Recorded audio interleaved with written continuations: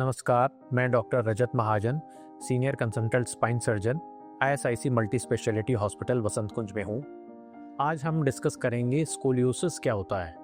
Scoliosis एक ऐसी condition है जिसमें हमारी रीढ़ की हड्डी टेढ़ी हो जाती है। रीढ़ की हड्डी जो नॉर्मल सीधी होती है, उसका शेप सी या एस शेप में हो सकता है। इसको स्कोलियोसिस बोला जाता है। स्कोलियोसिस जो है ये यूजुअली बच्चों में सबसे पहले शुरू होता है। जब बच्चा हमारा 10 या 12 साल के आसपास होता है, उस टाइम पे यूजुअली ये कंडीशन शुरू होती है। लड़कियों में ये ज़्यादा कॉमन है as compare to the boys.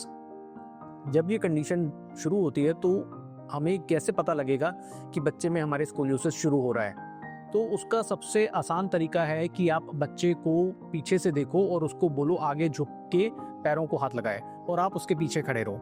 तो आपको उसकी बैक में एसिमेट्री यानी कि असमानता दिखने लगेगी। एक साइड की जो हड्डी है वो ऊपर उठी होगी और एक साइड की नीचे दबी होगी। दूसरा, कंधों में असमानता दिख सकती है। एक कंधा ऊपर दिखने लगेगा, एक कंधा नीचे दिखने लगेगा। ये यूजुअली जब बच्चे प्यूबर्टी को हिट करते हैं उस टाइम पे ये स्कोलियोसिस कंडीशन डायग्नोज होता है, क्योंकि उस टाइम पे इन बच्चों की हाइट बढ़ती है। जब हाइट बढ़ती है तो अगर रीढ़ की हड्डी टेढ़ी है तो उसका टेढ़ापन भी तेज बढ़ने लगता है। तो उस टाइम पे ज़्यादातर माता पिता इसको डायग्नोज करते हैं और वो देखते हैं कि हाँ, हमारे बच्चे की रीढ़ की हड्डी में कुछ असमानता है। तो अगर आपको ऐसा लगे तो उसको इमीडिएटली स्पाइन स्पेशलिस्ट को दिखाना ज़रूरी है। आपके स्पाइन स्पेशलिस्ट उस बच्चे को क्लिनिकली एग्जामिन करके एक्सरेज करेंगे। एक्सरेज में एक एंगल नापा जाता है जिसको हम कॉब एंगल बोलते हैं। स्कोलियोसिस का ट्रीटमेंट उस कॉब एंगल के अनुसार किया जाता है।